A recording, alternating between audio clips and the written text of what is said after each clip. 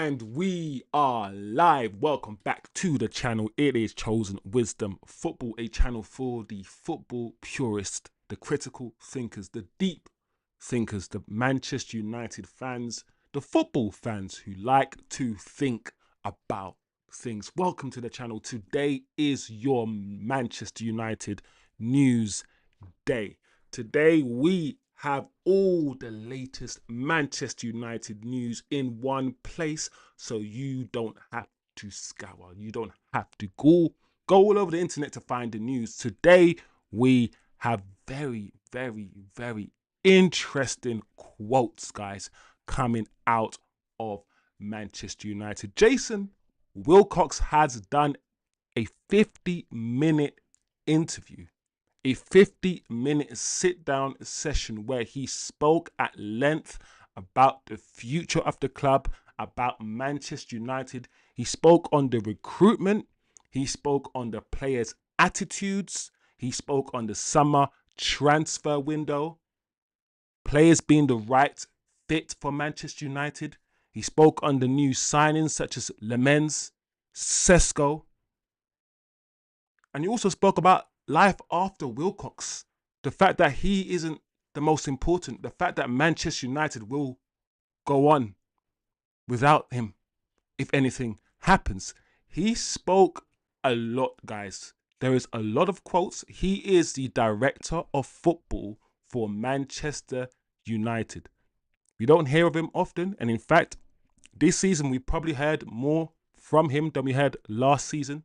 And you can also argue it's interesting that we're hearing from him now that we're starting to win games, but when we were losing, there was silence.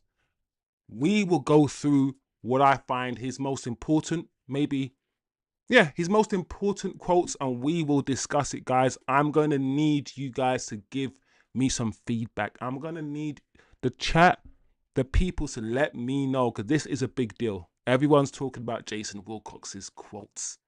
So we will go through some of his quotes together because it is a big news, guys, as well. And as you guys have seen, probably, Ronaldo gave an interview with Piers Morgan where he also had some very interesting things to say. In fact, I would say before we get into it, Ronaldo's interview with Piers Morgan was similar to the one he did previously around a few years ago. And I don't know how much Ronaldo believes or knows have changed around Manchester United. I feel like the interview he gave with Piers Morgan, which we will go through, I feel like it was almost copy and repeat the interview he did 3 years ago. And things have changed, guys. For instance, we have a new training ground that's been upgraded. And one of the things he complained about, Cristiano Ronaldo, was the facilities. The facilities have dramatically and drastically been upgraded. So we'll go into Ronaldo's quotes. Also, there is news, guys. You guys might have seen it already, but it is actually true. It is actually true that Ruben Amorim and Diogo Dalot are related. I know it's a joke. It was a joke that we said in this chat, and it's a joke that is circulating around the Man United fans, that they must be family the way that Dalot plays all the time. It is true. It is actually true. Ruben Amorim and Dalot are related. So big up the chat. Also the news that Mbeumo has been awarded a Player of the Month by Manchester United. And in fact, by the Premier League. So he's the Premier League Player of the Month. We also have updates regarding Martinez. Licha is to train with Argentina. And I want to know how you guys feel about that when we get to the story. He is scheduled, touted, rumored to be going away to train with Argentina, despite the fact he hasn't played a game for Manchester United and he's still injured. So we'll get into that story. There's also contract talks. Contract talks regarding Casemiro. Some of you think Casemiro will leave the club. But the way, the noise, or the noises that are coming out of Old Trafford is that he might not be. Or he may be. So we will find out. We'll get into the Casemiro contract talks, and we also have updates regarding Diogo Leon and Kone. So today is going to be a very, very packed day, guys. We are going to whiz through the news as quickly as we can. As usual, I want my chat, my community to be a well-informed community. So whenever anything is happening around Manchester United that is newsworthy, that we need to listen to and understand, I will make sure you guys have the information. So we will go through as quickly as we can, and I'm going to need input from my chat, from you guys. Let me know your opinions. Please let me know your thoughts as much as you can. So let's go through the WILCOX interview, the Ronaldo interview, and everything else. Big up the chat before we get into it. Big up Soulful Curl, Turkish. I see TK in the chat already as well, saying he's not around today, just listening in. Big up TK, always there to support the thing. TK, big up. You don't understand how many big ups I can give TK in the chat. He is the #1 MVP of this chat, period, bro, period. So big up everybody. Let's get straight into it, guys. Jason WILCOX has come out, and this is one of the best propaganda pieces I have read in a long time. First thing I want to say is I think as a director of football, Jason WILCOX's job needs to be more outlined. I wish I knew specifically what he did. I know I can get my head around or piece things together regarding what he does, but I wish I knew specifically what he does. I also, as I said before, find it very interesting that we are talking so much now that we are in decent form or in good form, depending on your opinion. We're in good form. And now Ruben Amorim is speaking a lot. Now Jason WILCOX is coming out, and he's done 2 interviews, I think, in a week. And this one is very, very lengthy, 50 minutes. So let's see what Jason is saying. This is one of his first quotes. So let's get into it, guys. Right now, I'm having weekly meetings with the recruitment team on the different profiles. The age bracket, the cost, are they attainable, with Ruben as well. So it's a really joined up approach. Full stop. That's good. That's good. Things that I'm thinking, things that are coming to my mind are, were we not doing this before?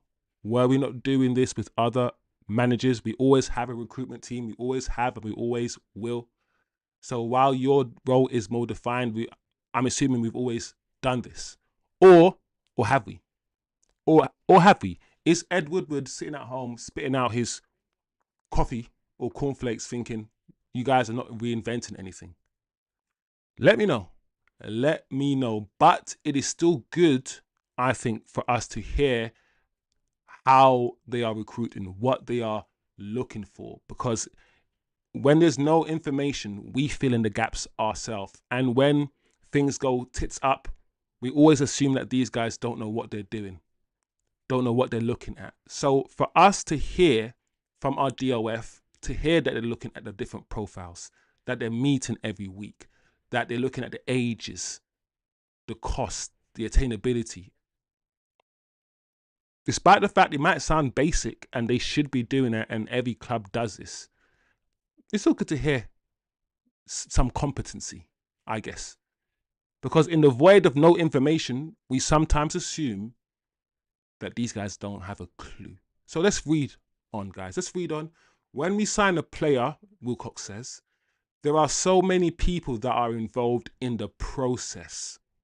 The data team are involved in the process, and we will then focus all our attention on certain players. So he's just letting us know that it's not easy, it's not complicated. And he's also letting us know that Man United, we do look at data, and we are starting to be data driven. The likes of Brighton and other clubs, as we know, they've adopted this sort of money ball.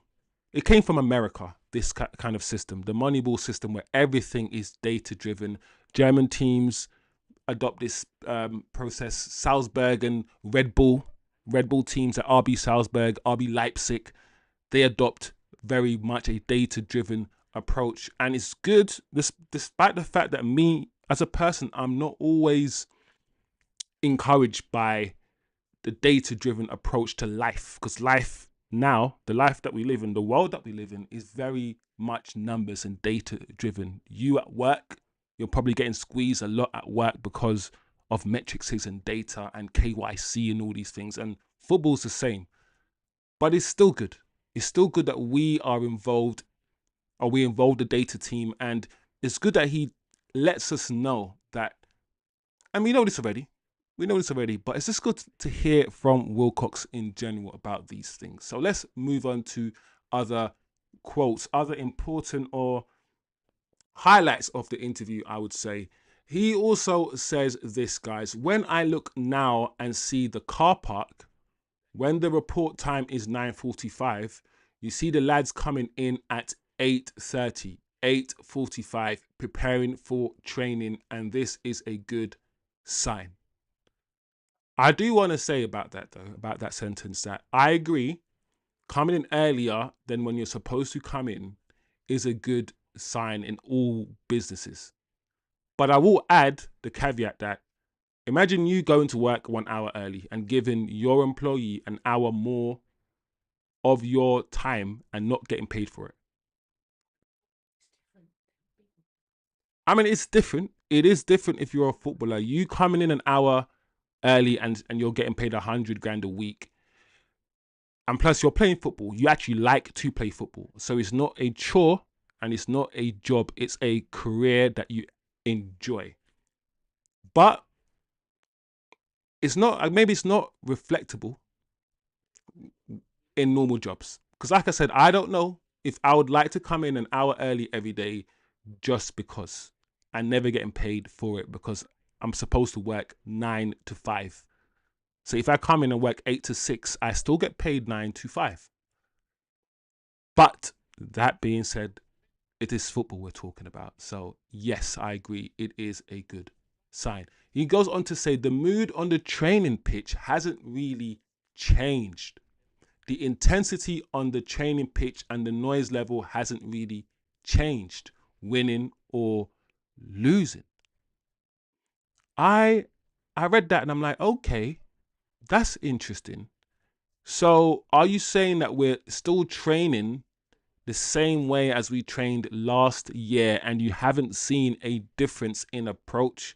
There's no increased intensity. There's nothing. The training is still the same as last year. And if that's the case, is that more of a concern than anything? Is it more of a concern than anything? You've got different players now and you don't see anything different in training. That's a very interesting quote, a very interesting thing for him to say. Let me know, guys, as usual, what you think about that. He goes on to say, of course, when you lose a football match, there is a lot of disappointment and a lot of frustration. But once they're on that training pitch, the character, the team spirit, you can feel it. You can feel the energy growing, and we just have to keep it going. Cool. All good, positive stuff. He's saying how good we feel when we're on a training pitch. And even when we lose matches, there's still a feel-good factor. That's all good. That's all good. I'm more concerned about what happens on the actual pitch of football, rather than him talking about how good the lads feel in training and how it looks good in training and how... That's cool. Most Man United squads have been together. They have.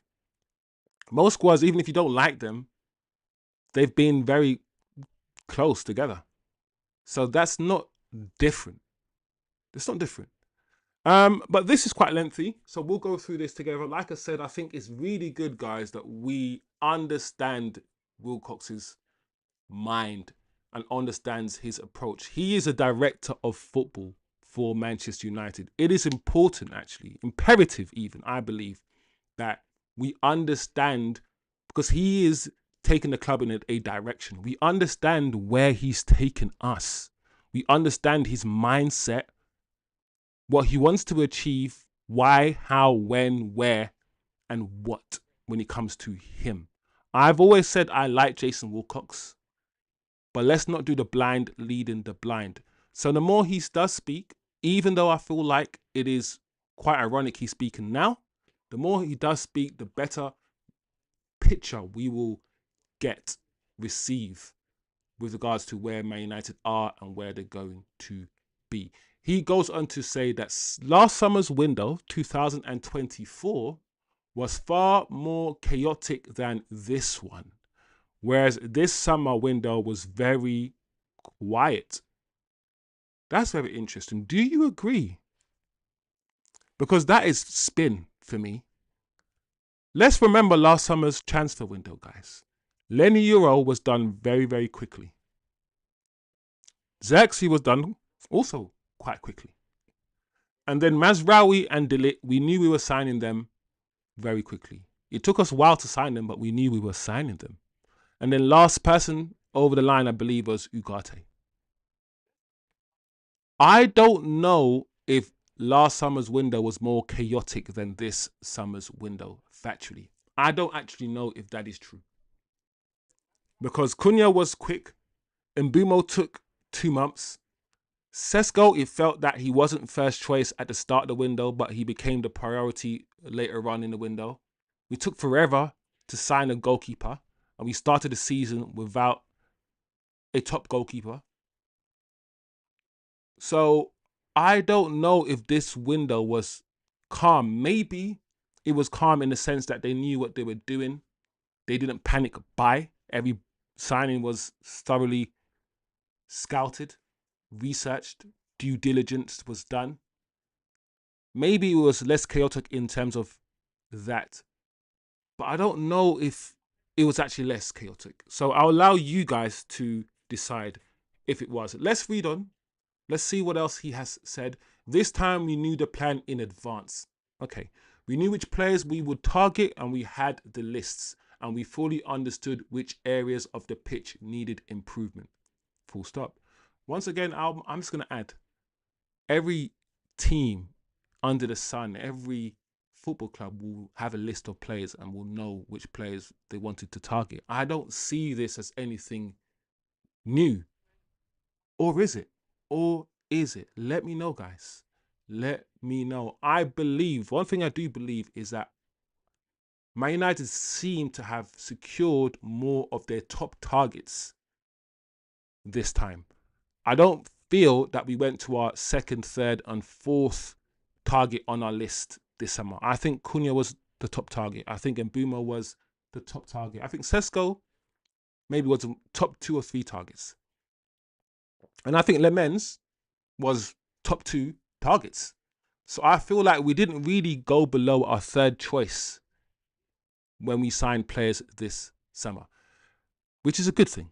A good thing. He goes on to say, there are ongoing meetings between me and Amarim.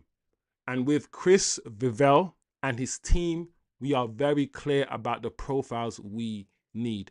For me, that sentence there, guys, shows to me that there is a synergy. There is a connection. They are actually working together. Yes, they are recruiting for the club and they have to think long term. While the manager might just want short term, manager wants to win now. But everything that they do, everything the club does, they are consulting with the manager to make sure that the profile fits in with what the manager does. I am conscious that we might be recruiting too specifically for the manager. And I've always said that we sometimes recruit too specifically for managers. So when another manager comes in, we don't know what to do with the players that we have. They don't fit into the new manager's style of play or system. We can recruit for the manager and also recruit for the club, ensuring that the player that we recruited fits into the system, but also ensuring that he has the quality and the ability to play other systems, to play other brands of football. That's what we need to do. And I believe we are doing it. I think Cunha and Mbeumo especially in Mbeumo. He's not an inside 10 anyway. And Mbeumo is a wide forward. So I believe we're starting to do that anyway. Cool. Let's read on. Ruben and I set the vision. Then it's handed over to Chris. And there is a lot of discussion about the type of players required. So he's starting to let us know the process. Him and Ruben come together. They explain, hash out the vision, hash out what they need, give the parameters to Chris, who will then use those parameters and seek out what they need. Boom, bam. Cool, we understand that now. After that, the scouts go out into the market and we continue to work with the data team to have an ongoing dialogue between us. Currently, I hold weekly meetings with the recruitment team to discuss different profiles, the age group, the cost, feasibility, so on. We've had this before. The process is truly integrated. Integrated. That's the word that I should have used before. That's probably the word that sums up what I believe WILCOX is trying to demonstrate here. I think this whole thing, he's trying to show that it isn't just me and the Ruben and me and Vival and all these things.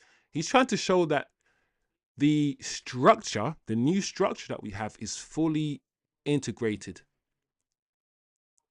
embedded. And he's trying to demonstrate that it works. So this is all good stuff, guys. All good, positive things. For me, I need to see things on the pitch. Let's read on. When signing a player, there is a large number of people involved in the process, including the data team.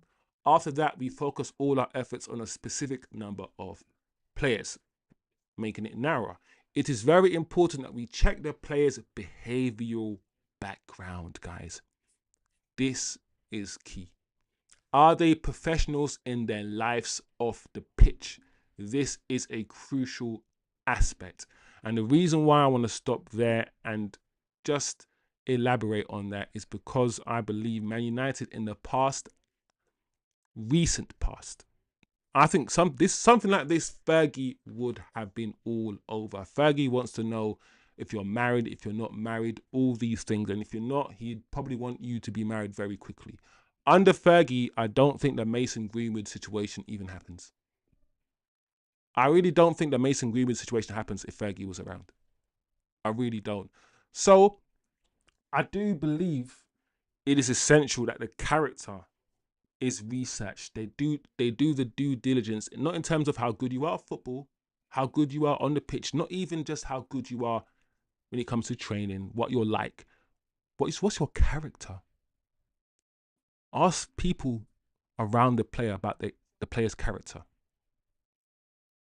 I think it's a good thing, a very good thing. He goes on to say, this year we focused on players ready for the Premier League, and with Brian Mbeumo and Cunha, we couldn't take too many risks. We need players who could be involved immediately without needing long adaptation periods, which is well known. We know why we got Cunha and Mbeumo. We keep hearing Prem proven. I think all of us understand why we need Prem proven players, and yeah, I believe that sentence is probably self-explanatory, but still good to hear from the director of football.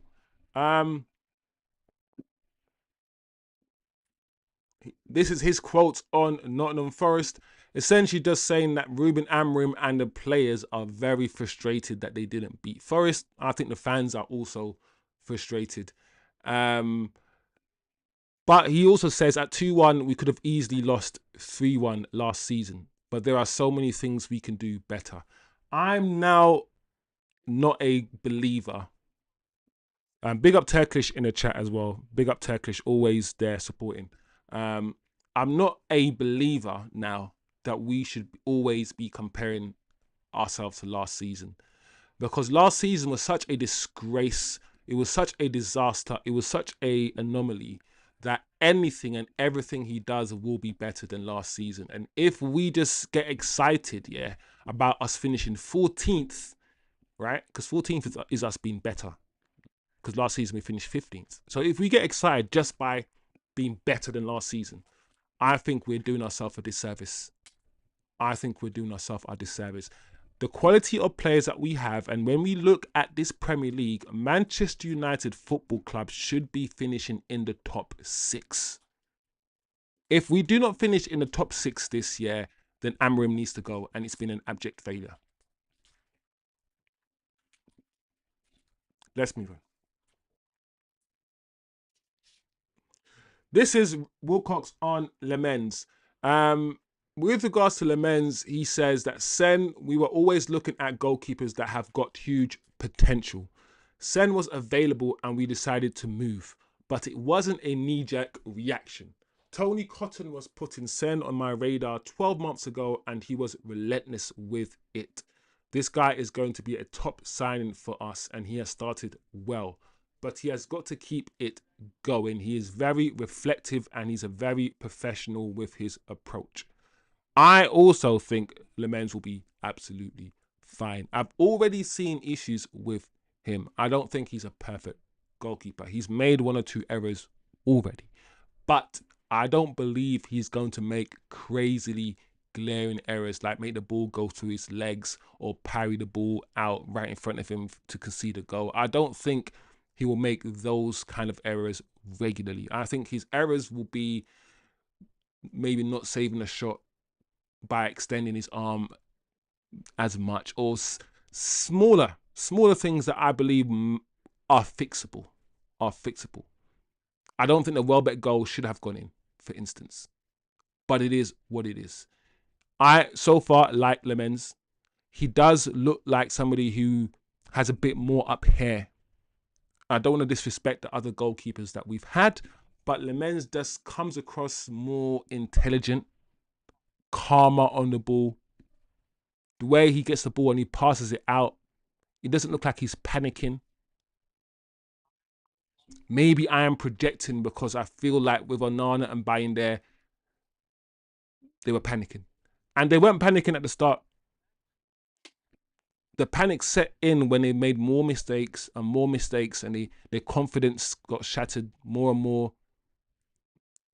Maybe the same thing might happen to Lemens in a year's time, in maybe sooner, maybe in 3 months' time, if this good feeling that this good mood that we're in dissipates and we start losing games, maybe Lemens might start making some bozo mistakes. We don't know.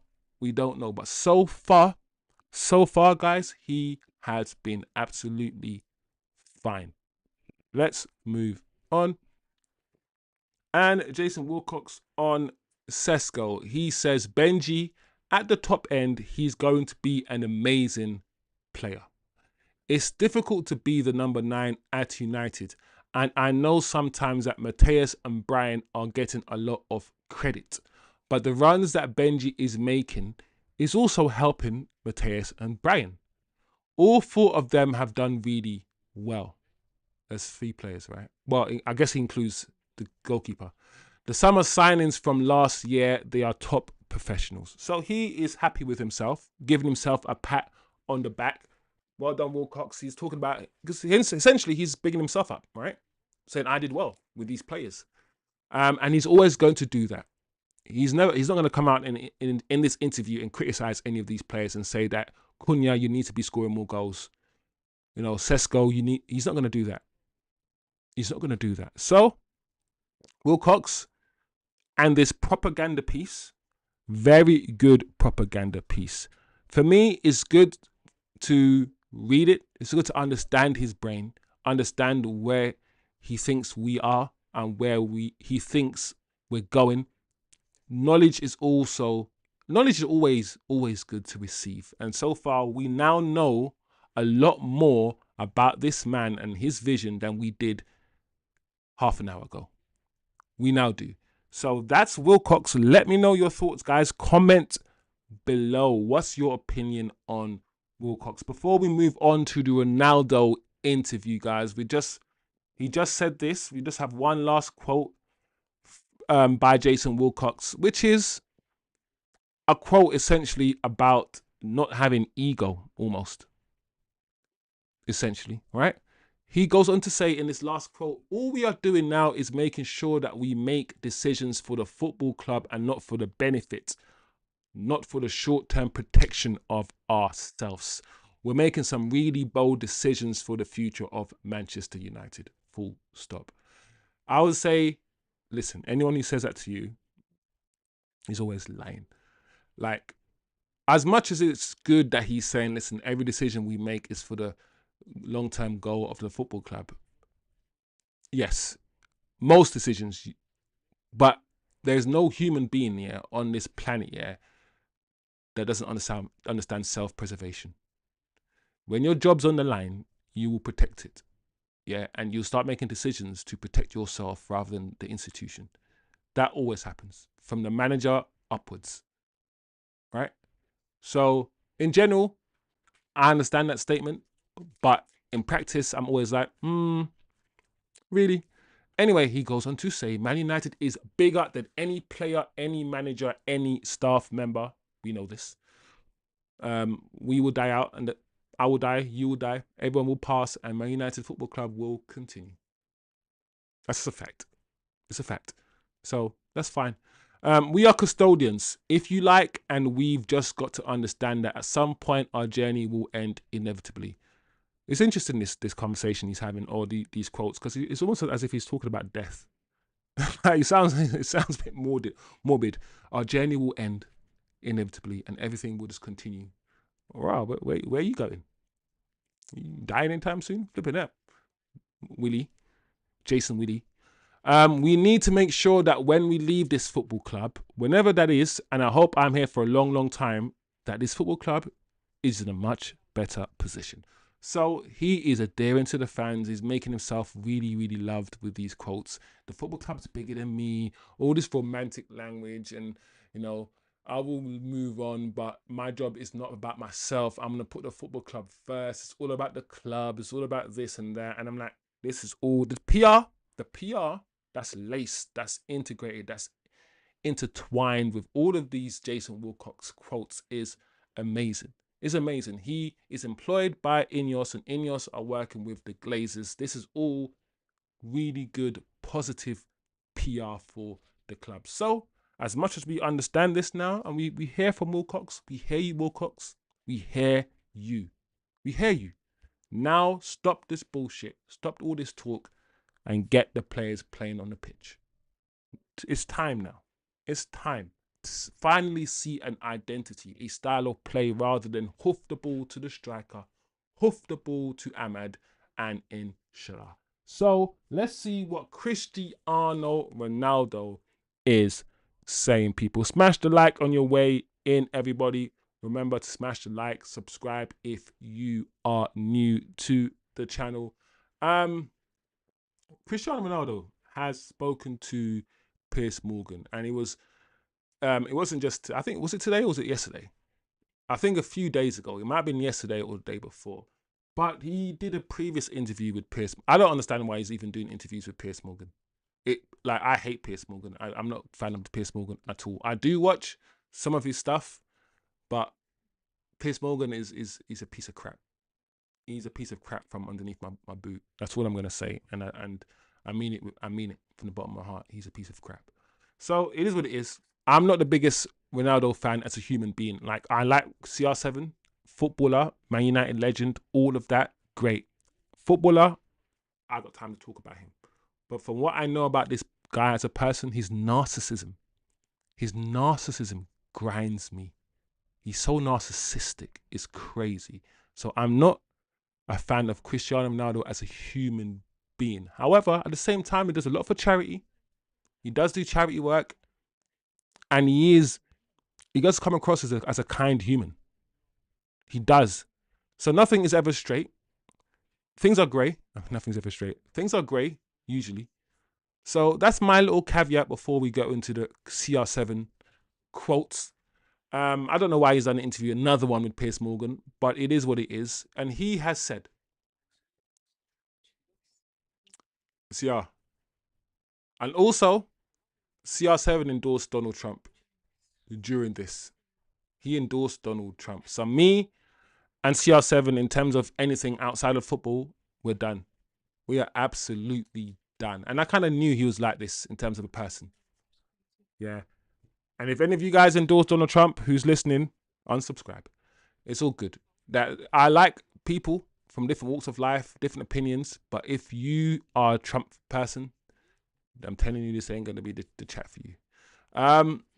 So what CR7 said, though, let's go on to what he's actually said rather than talking about him.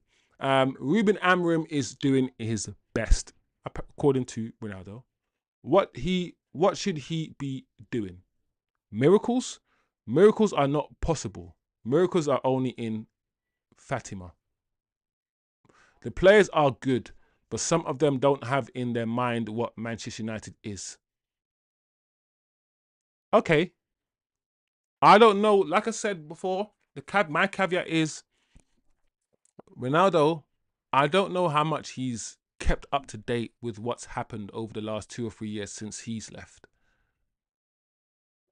And I feel like, yeah, maybe some of the players have in their mind or don't have the Man United mindset, whatever that is, the strength, the character to be here. But I think most players now do. I think the midfields do. I mean, Casemiro does and Bruno does. You can argue. I think Cunha and Mbeumo do. I think Dillit does. I think Lenny Euro does. I think Ahmad does. So, I don't know, guys. It sounds as if these are just sound bites. He's just saying things that he said already.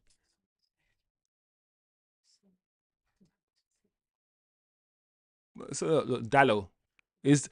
Listen, notice that all the players that I just said to you, I chose to leave Dallo out because I don't regard Dallo as one of them. So Dallo is definitely one of those players that he must be talking about.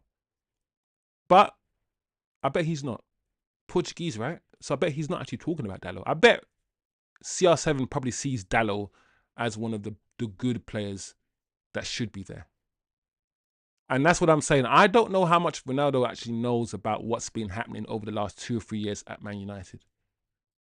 Let's move on. Let's see what else he said. So that's Ronaldo on Amorim. Let me know if you agree with his Amorim quotes. He's also come out and said this: Man United right now don't have a structure. Interesting thing to say. I hope it will change as it's still one of the best clubs in the world. Man United is still in my heart. I love them. It's always, I mean, that could be true. I mean, he spent a lot of years here. But it's always important for him to say these things for Man United fans to love him. For him to be loved. He's very Trumpy, CR7. He's very insecure, very narcissistic, and he loves to be loved by other people, CR7. He's very much that sort of character. So just understand that. For me, I'm a very intelligent person, and that might intimidate a lot of you. But I can see people. I understand people, character. I can see behavioral traits. So it is what it is. It is what it is. But I don't understand him saying that they don't have a structure, because we do have a structure now.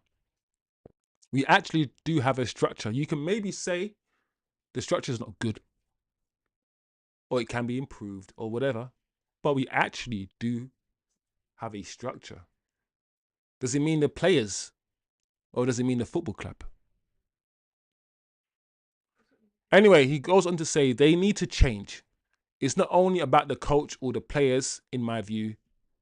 So yeah, I just believe the more I read CR's quotes, I feel like they are the same quotes he used 4 years ago when he did this interview, and he hasn't changed his quotes. He's just rehashed his view of Man United. Is still the same as it was back then when he was playing with Sancho and Greenwood and all these guys.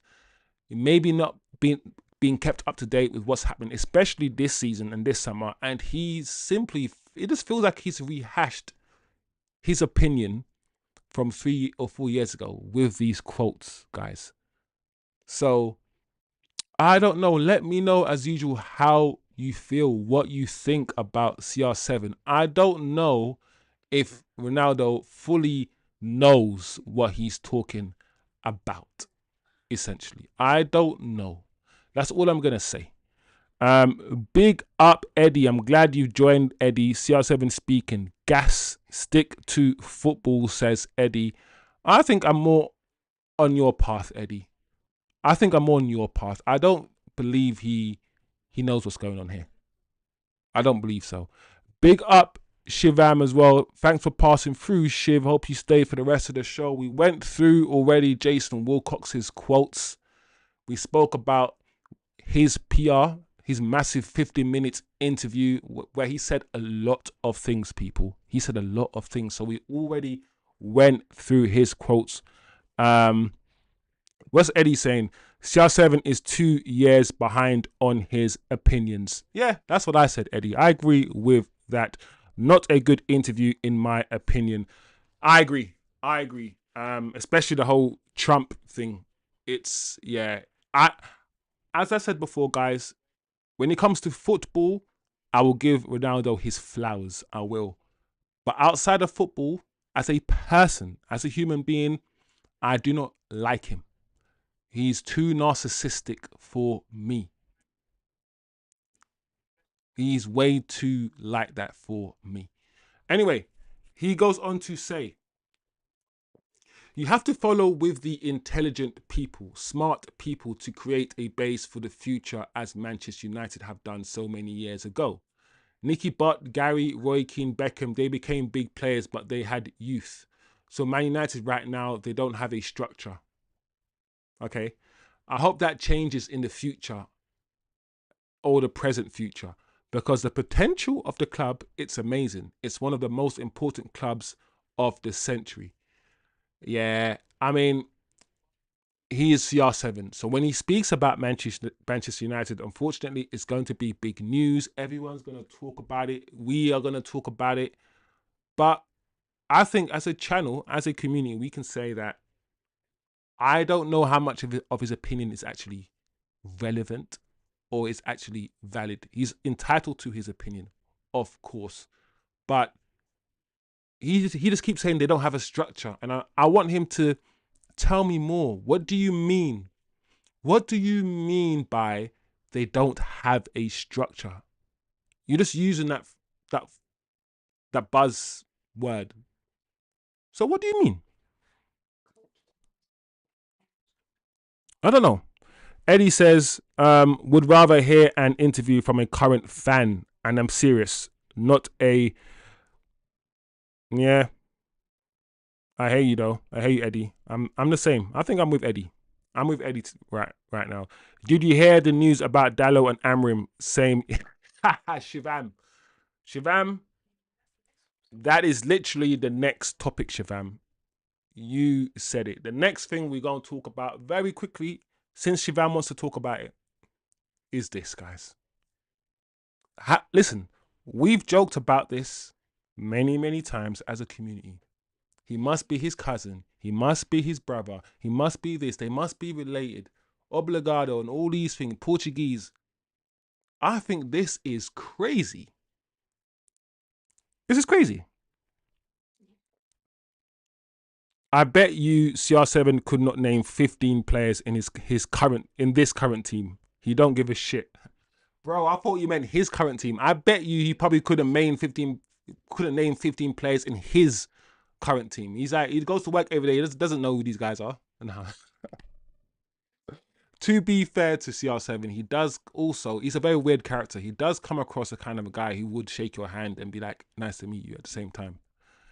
As well as being an arrogant, narcissistic prick. Like, he's just like, I don't know. But everybody and their nan is talking about this now. And they're doing the linking thing. They're like, oh, it makes sense. It all makes sense now. That's why Dallo plays all the time. So this is just it's been reported, and I'm gonna say it's true. I'm gonna say it's true because Samuel Luckhurst is reporting on this, and he's a journalist. And I would hope, guys, that the journalists that are reporting on this have done their due diligence, done their research, looked at the records before they release into the atmosphere that they're related. So we are going to pretend that this is facts, guys, until, yeah, and or unless someone tells us otherwise. Yeah. The Portuguese ancestral website, Genial, stated that the duo are great-great-grandsons.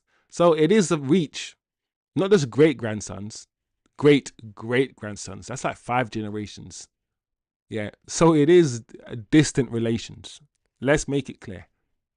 Yeah, but it's still relations. And it also shows how strong genes are. It goes on to say, great-grandsons of Carlos Dallo, a 19th century circus artist, bro. Circus. These guys are circus people. They're circus humans. That's who they are. That's where they should be. Both of these guys should be in the circus. Dallo, get rid of the circus, and the Amrim, go and manage the circus. Anyway, I'm joking. United sources have confirmed the distant relation between Portuguese pair Amrim and Dallo, who has started in 30. See, this is also interesting because no one. Why they're adding in this quote? Why they're adding how many games he started? The agenda and the narratives are being formed even within this quote, because this quote could finish by United sources have confirmed the distant relation between Portuguese pair Amrim and Dallo. Full stop. But there's a comma there, and he goes on to say Dallo, who has started 39 of Amrim's 54 matches in charge of United. So they did it on purpose. So the question is, guys, what does this tell us? What does this mean? As funny as this is, because it is quite funny, guys. It is quite comical. What does it mean? Do you think, they knew? Do you think Dallo and Amrim knew, like, straight away? You know, what does it mean? Very, very interesting. Dallo, I'm not gonna lie. I think we can all agree he should not be playing as many games as he does. He shouldn't be, and he's becoming a weak link in this Manchester United team. He is. Let's see the chat. Now I got to know why it looked like a circus in the start at United. You're funny, Shivam. Now we know. Now we know why it looked like a circus. We had 2 circus clowns. 2 circus guys. One is a clown and the other is a poet. Says Turkish. Hey, you know the English media, they will ask in a presser. Yeah. Listen, Eddie, the next presser. Do you think so, Eddie? Do you think the next presser, one of the questions will be, are you related to Dallo? The Tottenham pre-match press conference, hella questions about Dallo and being related to Dallo. What happened to the double L in the Dallo? Good. That's an interesting question though, Eddie. Totally off topic though, but yeah, what happened to double L? Because Dallo with a double L makes more sense than with a single L. Dallo sounds like it should be a double L. I don't know. I just simply don't understand why Dallo keeps starting. He's inverted, cannot defend, cannot cross, cannot take on players, cannot win duels. Shibam doesn't care though. I love Shibam. Just take the long throw in. We can't risk Dorgu. Yo, big up Shibam, bro. You make me laugh, man. Shibam, I don't know, bro. I'm with you. I'll get Dallo. The more I think about it, the more I actually think, and I think I said this to you guys before, I didn't really say that we need to upgrade our defense. I never really spoke about our defense that much, but I did say that next summer, we're going to have to look at our defense. We're going to have to look at the left wing back position. We're going to have to look at one of the centre back positions. I don't know, and I've said this before, how the game is changing to set piece galore, set piece, throw-ins and corners. I do not know how you can be fully confident that a 5'2" Martinez is going to come back and solve our problems at left centre back. He might solve our problems on the ball. On the ball, I have no problems with Martinez on the ball. We can all see his qualities on the ball. He cannot play. Listen, if we don't even trust Lenny Euro, and we sometimes play Maguire instead of Lenny Euro because Lenny is a bit passive when it comes to jumping. Yeah, that's why Maguire was playing and Dillit went to the right centre back. So we don't even trust a 6'2" Lenny Euro, but we're gonna think that this Lord Farquhar guy is gonna just stroll back into our defence and defend against Gabriel Magalhaes and all of these guys at corners. All I'm saying is this, guys. I don't know about Martinez walking straight back into the team. I know anything with a relation with United will be overblown, says Eddie. Garnacho got the goal for Chelsea in the Champions League and it's all over my... Oh, no. Wait, but wasn't Chelsea already winning 1-0? What was the last score in the Chelsea game, Eddie? I beg you let me know, Eddie. If we lose or draw to Spurs this weekend and I'm side-eyeing Amrim again. Bro, I'm already side-eyeing Amrim. My thing is this. If he does get top 6, which he should be getting, but yeah. So my thing in the whole top, I feel like the players that we have, we bought some of the best players in the Premier League now. We should be finishing top 6. And I feel like if we don't finish in top 6, it will be because of the manager. If Mbeumo and Cunha do what they were doing last season, if the manager finds a way to create an environment where Mbeumo and Cunha can do their thing, the same thing they were doing last season, we should finish in the top 6. And if we don't, the manager has failed. However, if we do finish in the top 6, I think we will keep the manager. I feel like we'll keep him.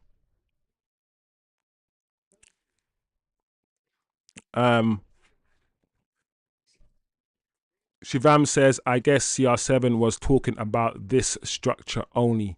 The leadership team filled with clowns who sacked every manager that came to United, apart from the Glazers at the top. 2-2 draw. Oh, what's going on with Chelsea, bro? I don't understand Chelsea, bro. The reason why I'm annoyed, because I don't even care about Chelsea, is because Chelsea are on my accumulator. I bet for Chelsea to win. And they're playing who they're playing? Is it, they drew, the game's done. Chelsea drew, these flipping idiots, bro. Chelsea, man.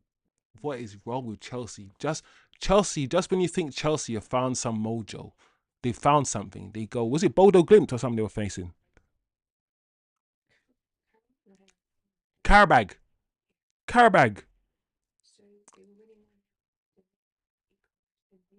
Oh, man.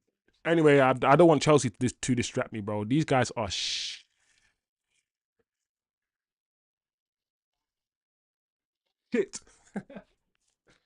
This Chelsea team, bro. Okay, let me say this. Chelsea's midfield is crazy. We know this. And also, their best player is injured. So let's cut the crap. Let's also understand that.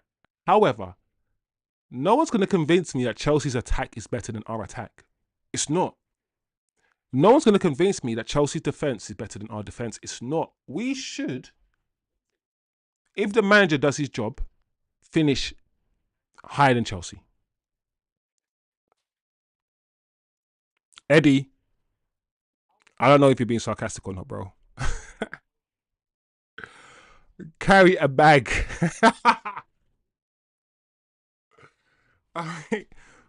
Because all I'm saying, the team is a Q. It's a Q, isn't it? It's Q. I don't know, but we're gonna call them carrier bag. Yeah. I don't know if Eddie's is clearly being sarcastic. Car. I don't know about no carrier bag, bro. I really don't. I really don't. I don't know. I don't know any of their players, bro. Honestly. All right. Let's end on something positive before we wrap up, people. Yeah. Well. Brian Mbeumo. Bomba clot. Blood clot. And I'm joking. But Brian Mbeumo clot won the Premier League Player of the Month for October. So we are gonna hold the glass up into the air. We are gonna pour our drink for Brian and Bumba Clot. Him coming into the team. Already I scored 4 goal. 4 goal already to Bloodfire. Big up.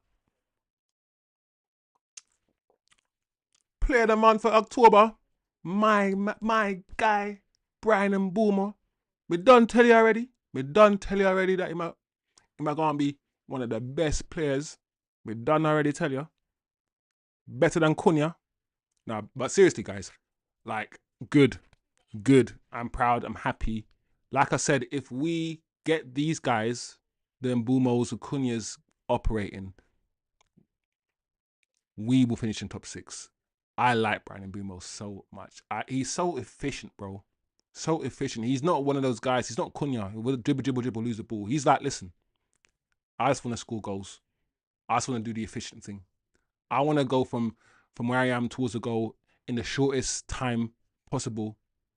I ain't got time to waste. So, Brandon Mbeumo, well done, man. We want more from you, bro. Just keep going. Keep going. It's Brandon Mbeumo on his celebration with Ahmad versus Brighton. They asked him in an interview, and he said it's from a gif from Homer Simpson. Yeah, so if you go on the gif and you put Homer Simpson dance, you'll be able to find it. I don't look.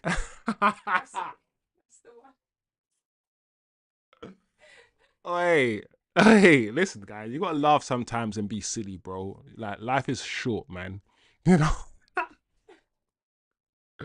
What is that? What is going on? Look at Homer. Look at Homer proper winding his hips like flipping he's from Zimbabwe or Uganda or Nigeria or Ghana. Just winding his hips. Or Jamaica. Or from my country. You know, some people can wind their hips crazy from Africa. Anyway, something silly. So Mbeumo, player of the month for Premier League player of the month, actually. So let's get that straight. He is the Premier League's player of the month. I don't know the last time we had a player who won the Premier League. Man said Homer does it best. Aye. Well done to Mbeumo. Apart from the Nottingham game, well played. Yeah. I mean, Mbeumo's had a few dull games, bro. He's not just a Nottingham game. There was another game where he didn't play that well either. But it is what it is. The Nottingham game really effed us. If we had won that, CR7 would have said we could win it. It's true. Imagine winning 4 games in a row. Would CR7 still be coming out doing an interview and saying what he said? If we had won 4 games in a row and 2 points behind the top team, Arsenal, whatever, wherever we were, would CR7 still be saying what he said? That's an interesting juxtaposition there. Holman does it best. I feel even if Cunha and Sesko start finding feet again, Dallo will negate with giving away goals. I don't care if he's related or not to Amrim. He needs to go into the bomb squad directly along with Shaw. Shivam's already creating a bomb squad, you know. I don't like the bomb squad. I just feel like we don't need to target players that we need to leave. We should just sell them without having to put them in bomb squads and getting all the fan base throwing things at them. I feel like it's just, where did the bomb squad stuff come from, bro? It's but big up Shivam though. Why do the Black United supporters hate Martinez? I just clock it. I don't know if that's true across the board, but what I will say, Eddie, is this. I know, I know there is a link. Yeah, I don't know what I can say. How can I say it without getting? There is a link between the NZs in Germany, yeah, and Caucasians in Argentina. The NZs that in Germany that fled Germany after the Second World War, many of them fled to Argentina and they set up camp there. If you understand the history of Argentina, my friend, I know, listen, you might not even ask me in a serious way. You might be, Eddie, you could have been joking around. I don't know. But I'm going to answer the question seriously. if you understand the history of Argentina, the racial genocide, genocide, because it doesn't need to be actually killing to be genocide. The racial genocide there, the erasure of people who look like me in that country over a very, very short period of time, you will feel some sort of uneasiness in your stomach, bro. Martinez was also part of the team that was chanting all that madness about France. Don't forget what happened with Argentina and France and all those players, including Enzo that plays for Chelsea, chanting the most racismo thing. Yeah, he was there. He was there. So I don't know if you meant it seriously, bro, but on this channel we talk about stuff, and that's real. That's real. So that is why some melanated people might not feel too comfortable, might not like Martinez as much. That's all.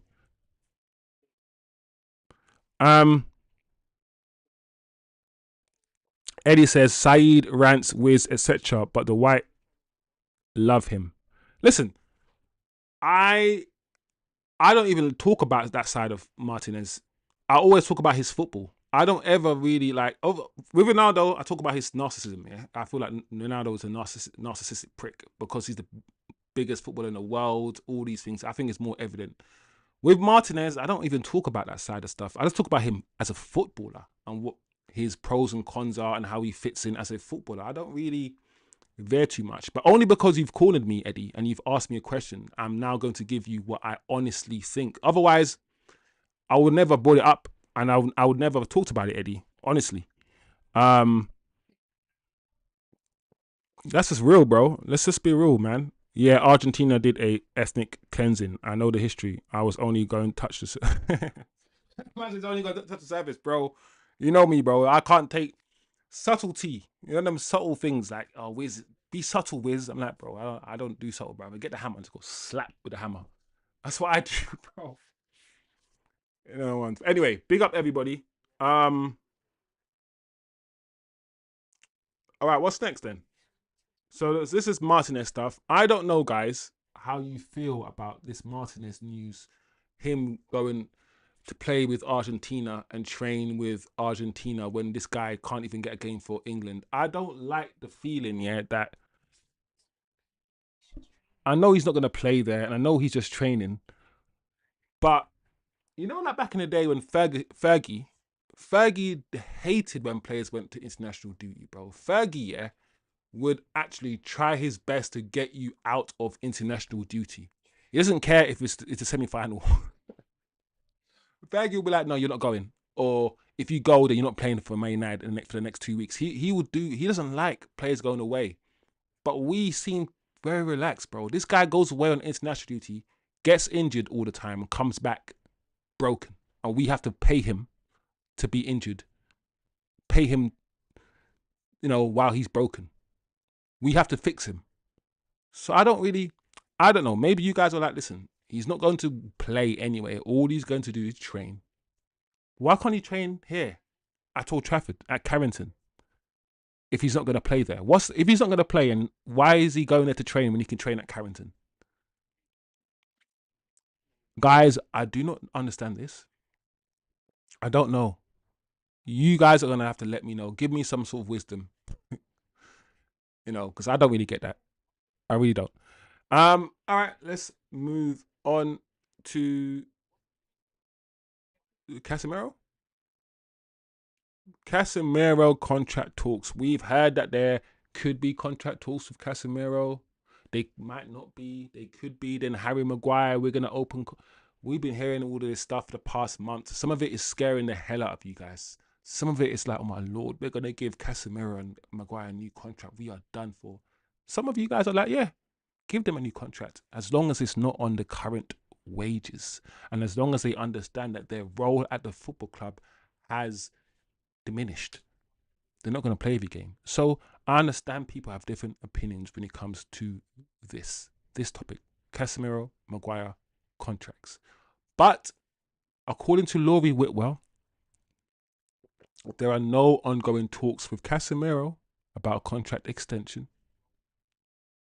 And with Harry Maguire, the club will likely look to see how the season goes before deciding.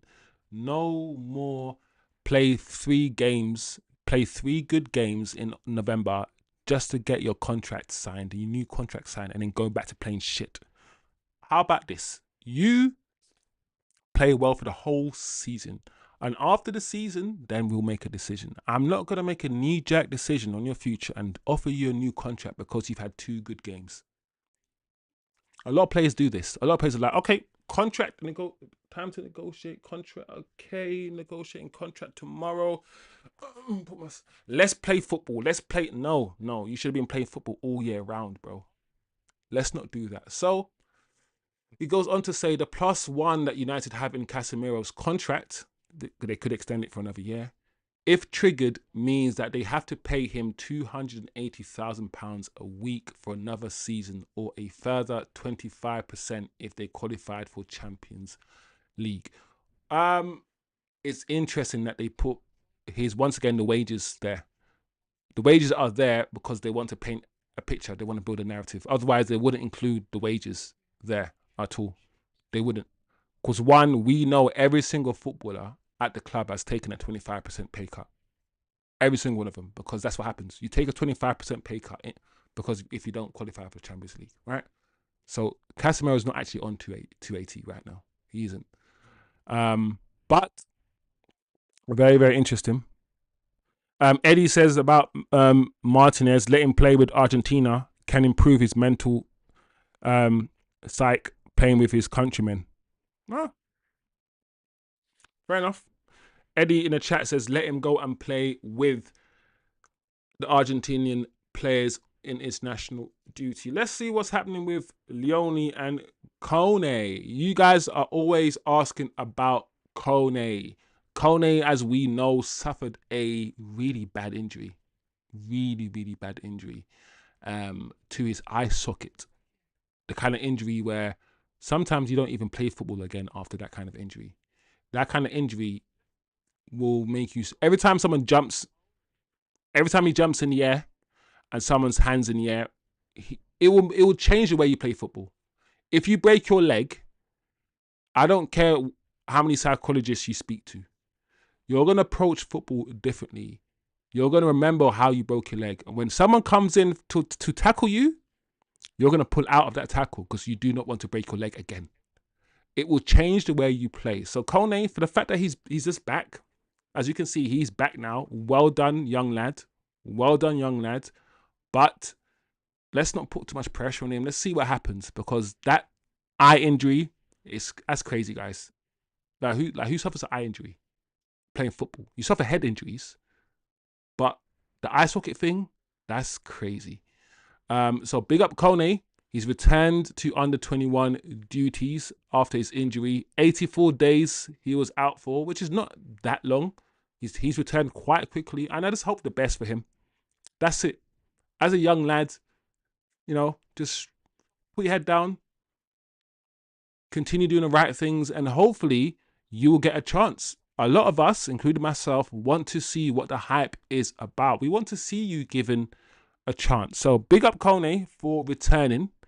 We're all happy to see him return. So big up. And the last bit of positive news. So we got Kone coming back. Amad Diallo and Mbeumo player the month stuff. Some nice news. WILCOX talking positively about the future and all these things. So some positive news to go through today. And this from Man United's boss, Travis Binion. I bet you guys didn't know who the under-21's boss was until now. Travis Binion on Diego Leone. It is evident for all to see he has some real qualities and some strong foundations to his game that he has to build on. He is aware. We are all aware he has stuff to work on. But to be fair to the kid, he has not played a full 90 minutes yet. I'm not gonna lie, guys. That's very interesting. Is the under-21 manager saying that for the whole under-21 season, Diogo Leone still hasn't played an entire 90 minutes yet? Why not? Why not? Anyway, let's read on, guys. Let's read on. We will be looking to tick that off pretty soon, and that will be really good for him. Okay. If he can get a run of 90 minutes, then it is fair to look at his game and see where he's at. At this moment in time, he has shown real glimpses of promise and has fitted in with the group really well. I'm not gonna lie, guys. As much as I feel like the manager is trying to put a positive spin on this whole thing, is it me or does it read slightly concerning? And the only reason why I say this reads slightly concerning, people, is because he came and he said, I'm not here to sit on the bench. I'm pushing to start for Manchester United first team.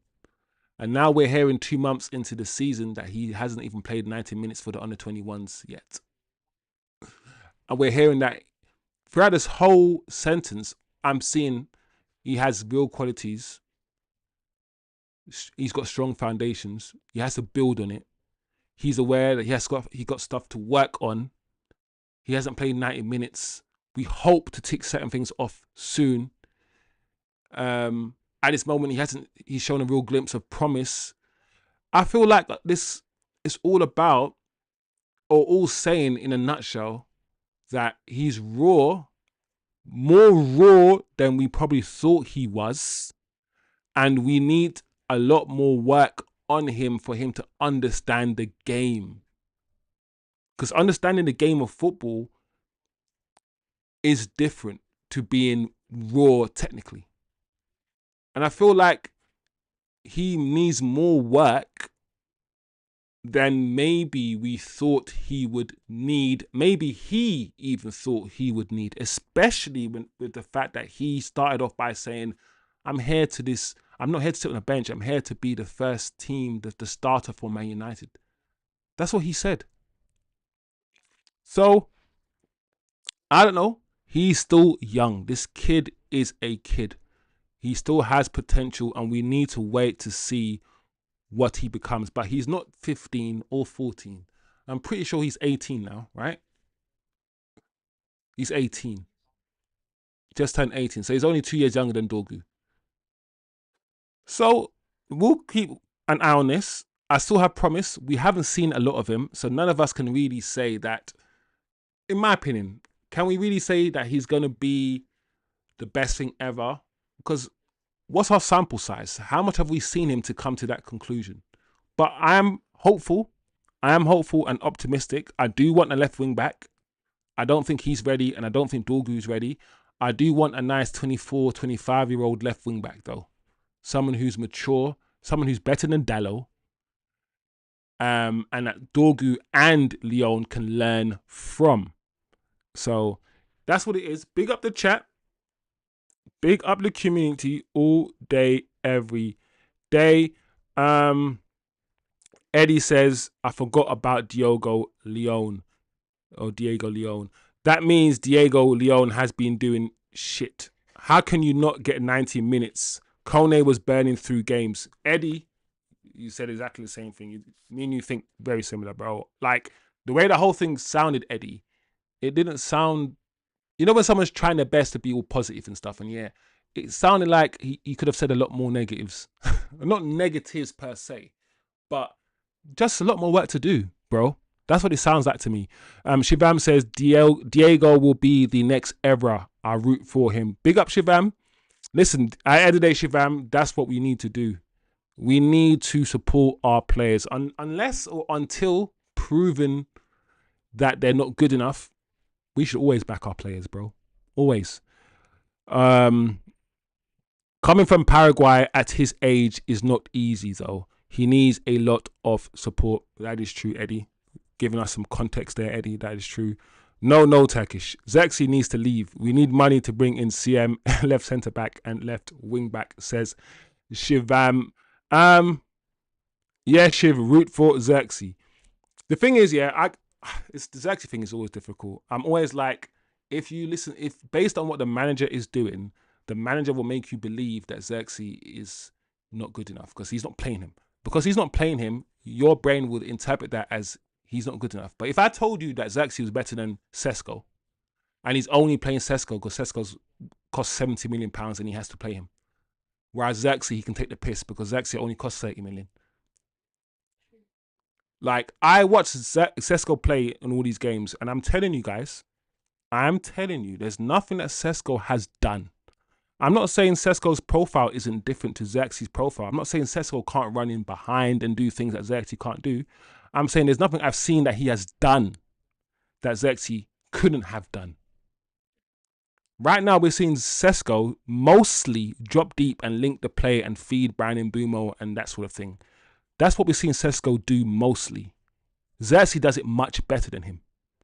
So if that's what the manager wants, why not play Xerxes? What Sesko gives us more than Xerxes, we're not actually seeing it. What Sesko gives us in terms of his heading ability, I mean, Xerxes scored 2 headers last year, by the way. In terms of his heading ability and his ability to run towards goal, which Xerxes doesn't really have, and his shooting ability, Sesko got a slightly better shot technique than Xerxes. Xerxes uses his side foot to shoot, yeah? All these things that Sesko is better than Xerxes at, we're not actually seeing it. Not yet. And I'm not saying, listen, in time, I'm pretty sure if Sesko develops, he will be an absolute beast of a striker. So far, from what I've seen from Sesko, there's no reason for me not to think that he will be. But for right now, you can't tell me there's no reason or there is a reason for Xerxes not getting minutes, because he should be. I think he should be. Anyway, guys, that's my opinion. You know how I stand on Xerxes. It is different to you guys' opinions on Xerxes. All right, let me see your exit list, Shivam. Let me see Shivam's exit list. Buying there, Maguire. All right, Shaw, Dallo. Bro, all right, Shivam. Before I finish your list, Shivam, I'm just going to say that it sounds all right so far, but my only thing is, you know, when you sell sell 10 players, you need to sign 10 players if you sell them. And I don't know, Man United are not going to flip and sign that many players or get rid of that many players. Okay, let's look at Shivam's list. Buying there, Maguire, Shaw, fine. Dallo, yep. Bruno, Casemiro, fine. Ugarte, Xerxes, you know how I feel about Xerxes. Martinez, fine. And Mount. Your list, Shivam, I'm not going to lie, bro, is very close to my list. I mean, Xerxes is the only one because I like Xerxes. You know that, Shivam. But other than that, I would agree with your list. My only concern, of course, is, are you confident, Shivam, that if we get rid of all those players, that these people, Ineos, are going to replace them with better quality? Especially if we get rid of so many. I want the Bologna Xerxes. Bro, we have the Bologna Xerxes. He's the same Xerxes. We just don't play him. That's all, bro. Imagine, yeah, because we've seen how Xerxes plays. These silky dribbles. We saw him last season. We all saw Xerxes last season, and we all said, play Xerxes more over Højlund. We know how good he is. He's a baller. We're just getting brainwashed by this manager who's not playing him. And I said this to all of you guys. By the end of this season, you guys are going to go from liking Xerxes, liking Ahmad, liking Kobe Mainoo, liking all those players, and the manager's system and the manager's way he sees football is going to convince you that those players are not good anymore and we should get rid of them, which is cool. But because my brain is so consistent, I don't want anyone to influence how I see football. So the fact that the manager is not playing Xerxes does not change my mind about Xerxes at all. All it shows me that the manager doesn't know what he's doing and he's too rigid. That's what it shows me. So I understand why, manager's not playing Kobe. Kobe doesn't fit in the system. Get rid of him. I understand that. And that's probably, you can argue that's a logical thing to do. But my brain is always like, why don't you make the system more flexible? Like, you have to have different ways of playing. You have to. I want the manager to be able to go to a 4-3-3. I want our manager to be like, cool, do you know what? We need a goal right now.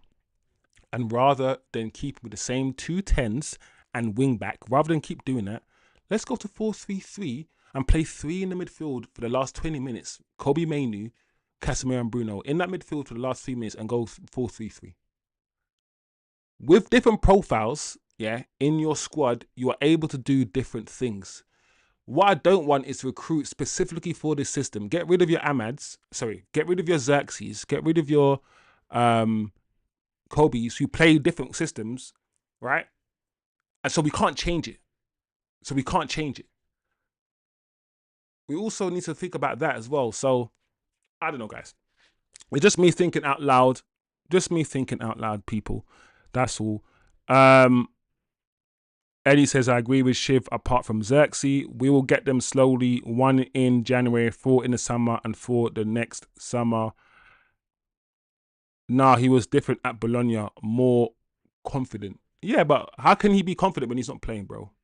Like, you're basically saying you want Bologna confident Xerxes, i.e. you want a Xerxes who's playing every game. If you want a Xerxes that's playing every game, then play him every game. And if he's not playing every game, then he's never going to be confident. Ever. Like, why would he be? How can he be confident when the manager's picking every single player above you? And he's done it last season and he's doing it this season.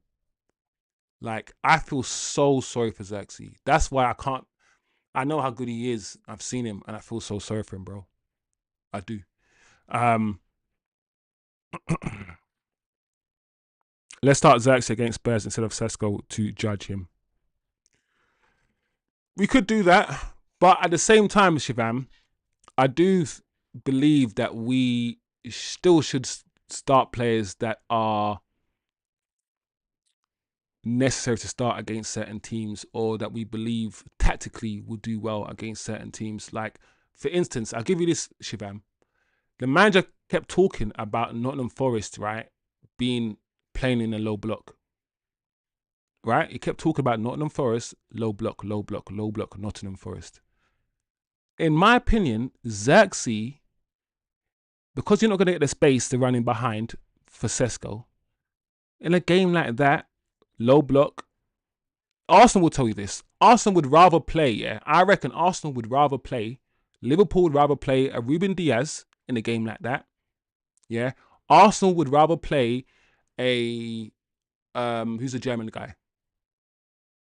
Havertz in a game like that. When you play low block teams, sometimes it's best to play strikers that can play between the lines, that can lock defenses and unlock the low block rather than target men.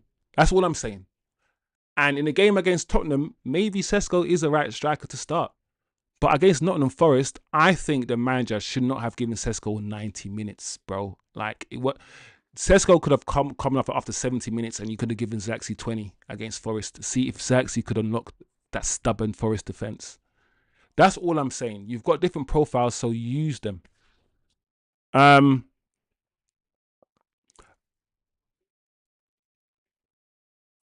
Osman says, I don't think the silkiness or technique is enough if you can't do the repeat sprinting that the Premier League requires.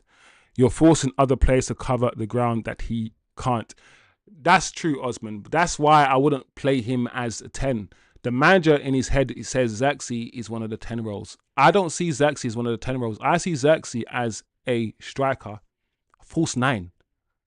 And I've said before, many teams win with a false 9. In fact, I can argue playing with a false 9, like the way Arsenal played over the last 4 years, and the way that Liverpool won the league with Ruben Diaz, I could argue PSG won the Champions League with a false 9. What's his name? The Ballon d'Or winner. The PSG Ballon d'Or winner. The striker. Dembele is a false 9. And I feel like most teams that are successful, a lot of teams that are successful these days play with a false 9 rather than an out-and-out striker.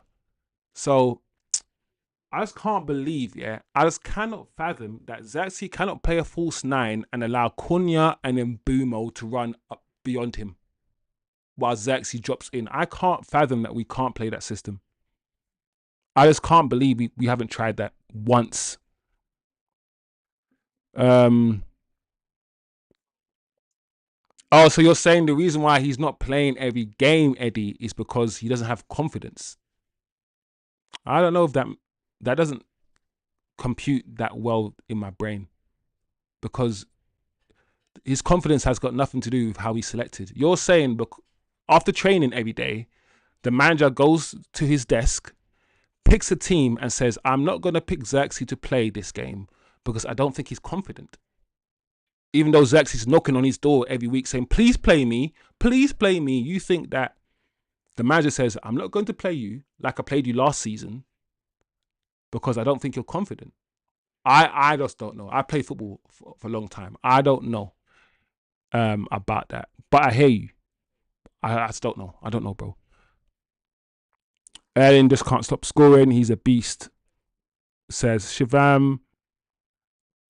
Eddie. All right, guys. Big up the chat. A nice little chat towards the end.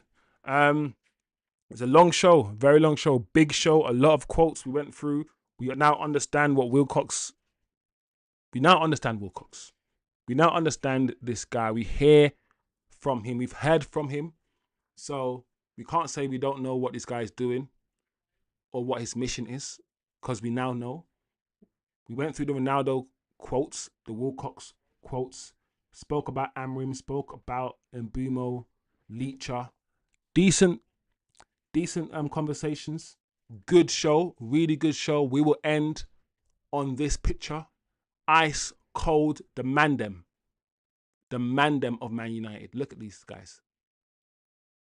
Look at these guys. Slicker than Rick. Slicker than Rick. Anyway, big up the chat. Big up the chat. Eddie, Shivam, as always. Today, TK's not around, so I will give out the MVP award. And today, the MVP is Man Like Eddie. Man Like Eddie. So big up Eddie. Big up Shivam as well, bro. Oz jumped in as well. Big up Oz. Big yourself up, my guy. All right, guys. I'll see you guys as usual. Did not watch the WILCOX interview. We'll check it out. Yeah, or just rewind the show. The first 15-20 minutes of this show was all about WILCOX, guys. So big up the chat, big up the community, and I will see you guys Friday for your pre-match show, the Tottenham pre-match show Friday evening. Big up, and I'll talk to you guys next time.